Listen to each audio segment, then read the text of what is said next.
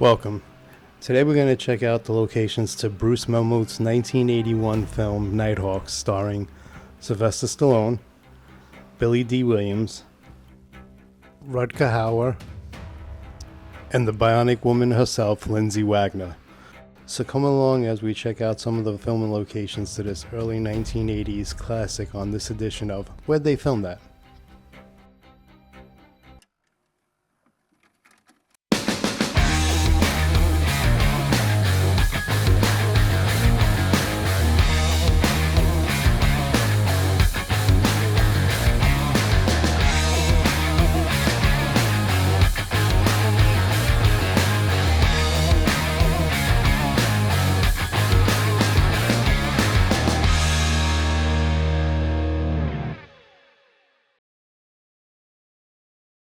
Our journey begins on 53rd Street and Roosevelt Avenue in Woodside, Queens.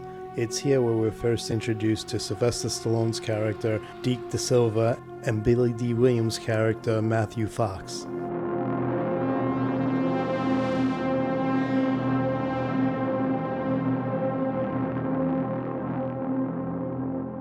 Now, how the scene would have played out is Da Silva, who is an undercover cop dressed as an old lady, would have gotten out of the phone booth, which would have been right around this area off the corner here. You look like the daughter that I always wanted. And once out of the phone booth, he would have crossed over the street and made his way down the next block.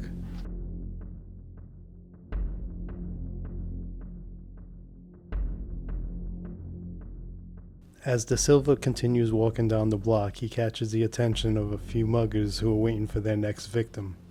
Boy, are they going to be surprised. Now, I'm not sure the exact storefront where they stopped Da Silva and surround him, but I'm pretty sure it's one of these two storefronts here.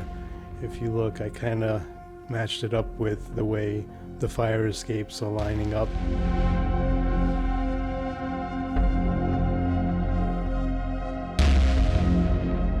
After one of the muggers demands the purse, a brief struggle ensues between that mugger and Da Silva. At that point, one of the robbers on the left side makes a run for it back up the block, but is met by an emerging Fox who comes out of one of the building entrances he was hiding in. I believe that entrance was this location here. After Da Silva makes quick work of the mugger who demanded the purse, he then turns his attention to the guy that's standing to his right. That guy makes a run for it up the subway stairs that would have been at this spot right here. They had torn down the steps and were doing major construction to the station when I came due to filming. The only remnants you have of what used to be the flight of stairs is the little cut from the landing right here. Da Silva chases the mugger up the train station all the way to the end of one of the subway platforms. After the mugger unsuccessfully tries attacking Da Silva knocks him out with one punch, and you see him dragging the unconscious mugger across the platform. Now, I do believe they filmed the scene on this side of the platform, but unfortunately the day that I did come to shoot the scenes here, the other side of the platform was under construction, so I wasn't able to make it onto that side. But I also believe it was on this side of the platform because of the way the train lines up when it's coming into the station. It's similar to the way the train was lined up in the scene.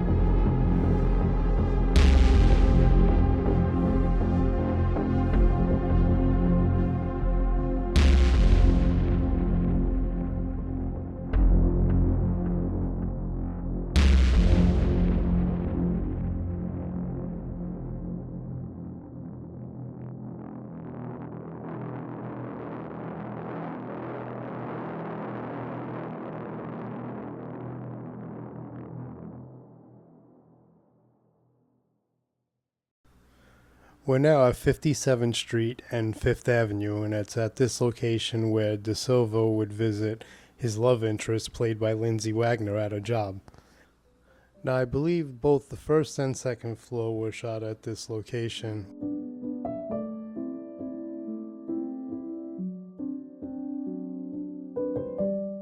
One of the reasons why I believe this was the location where the scene was shot was because of the buildings that were across the street.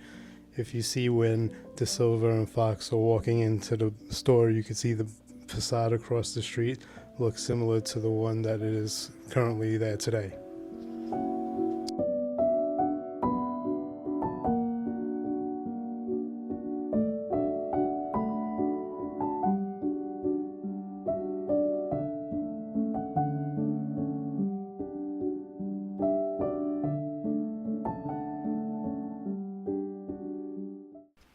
Our journey now takes us to the Playmates Arch over in Central Park. It's at this location where we see De Silva undercover walking through the arch as a couple of street punks look from above. The punks try and block De Silva in as he's walking through the arch by coming in from both sides. Not much has changed in the area since they were filmed in the early 80s. It pretty much still looks the same. The tunnel pretty much still looks the same, along with that house building you see in the background in one of the shots. That hasn't changed much either.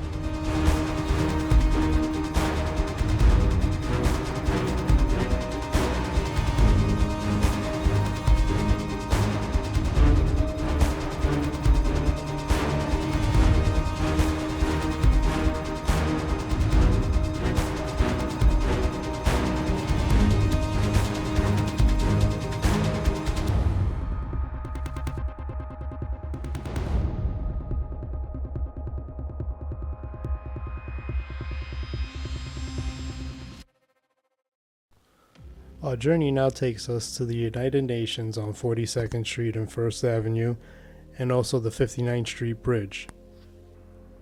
It's in both locations where we see Rutger Hauer's character Wolfguard checking out both locations for what would eventually be his targets to get his point across and make his presence felt.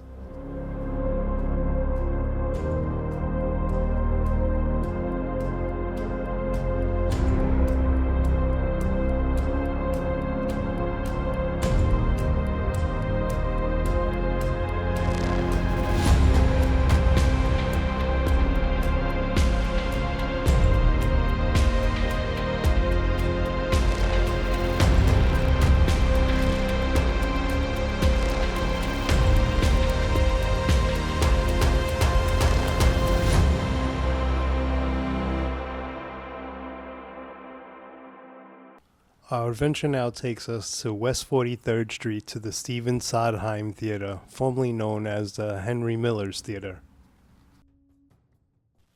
And it's at this location where De Silva, Fox, and Wolfgar first cross paths. How the scene plays out is after a montage showing De Silva and Fox hunting down Wolfgar at various nightclubs throughout the city, they come across the nightclub Exanon, which was actually a club in the late 70s and 80s in New York City.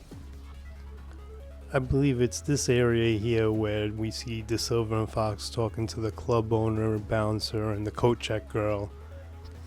Now, once inside the club, De Silva does a once around the club and somehow, in Hollywood coincidence, in a sea of people, is able to pick out Wolfgar. And that's where the movie really picks up and becomes more of a Catch Me If You Can style movie.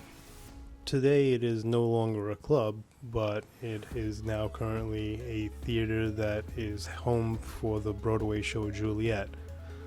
So if you're ever in the city and in the mood to look at not only a filming location but also a Broadway show, you're in luck.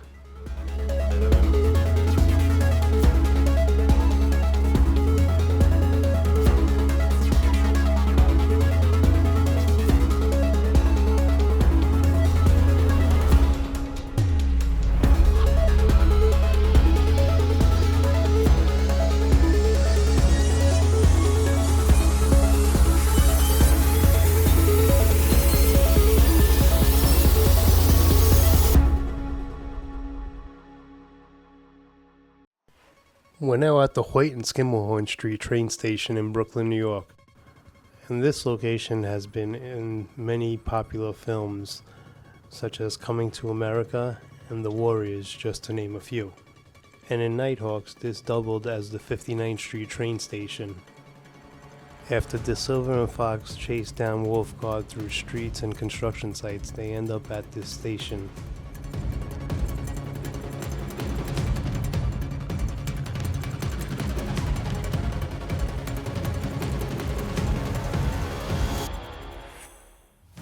When they come up to the train station, they pass these steps here.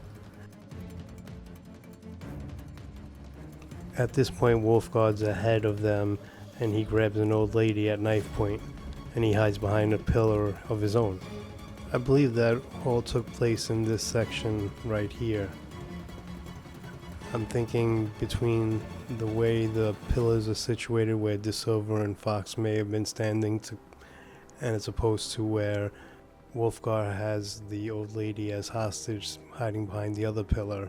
I'm thinking this is the area where that majority of the filming took place. You could also see the back of the stairwell on the left side behind the garbage pail. After a tense standoff momentarily, the train pulls into the station and Wolfguard goes in, and De Silva and Fox figure out another way to get on the train.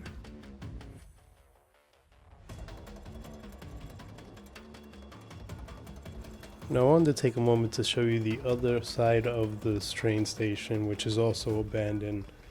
And as you could see, the pillars don't match up to the way they are on this side of the station. But don't worry, I believe another film that was famous in the 80s was filmed on this side of the station. And if you think you know what it is, feel free to drop a comment below and let me know what you think it is. You never know what you find in the train station in New York City. Anybody interested in a couch? So after a short train ride, they end up at the next train station, which is 42nd Street train station in the movie, but in actuality it was Hoyt and Skimmelhorn Street station. That's right, all they did was film in the same location. They'll jump out of the train, run up the stairs, and that's the part where I do think the scene does change locations. The upper level of the train station where the scene was filmed and where Fox gets slashed by Wolfguard, that looks different than the upper level of this train station here, so I do believe that that part of the scene was filmed in another train station.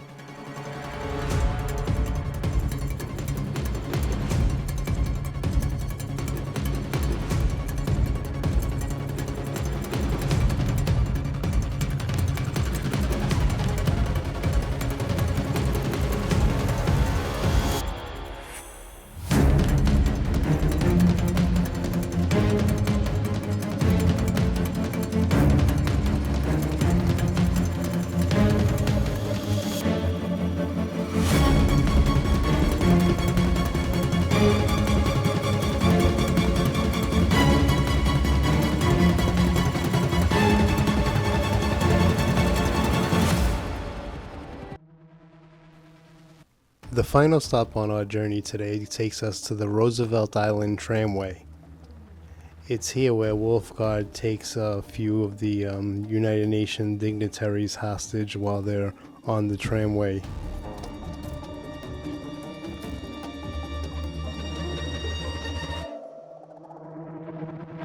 How the scene plays out is Wolfguard and his associate enter the tramway on the 59th Street side.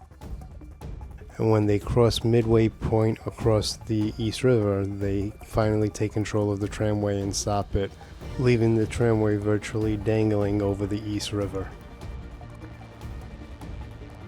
Finally, after hours of what appears to be tense standoff and negotiations, the tram car that was only supposed to take a 15-minute trip finally makes its way hours later across the 59th Street Bridge right into the Roosevelt tram station.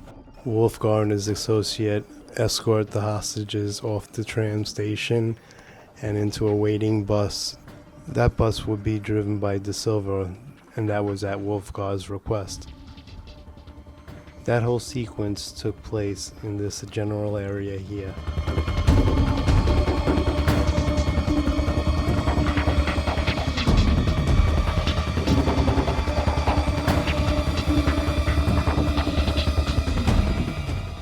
And although quite a bit has changed over the years, you can still make out some of the structures that may have been in the movie at that time, and some of it still looks pretty similar to the way it did 45 plus years ago.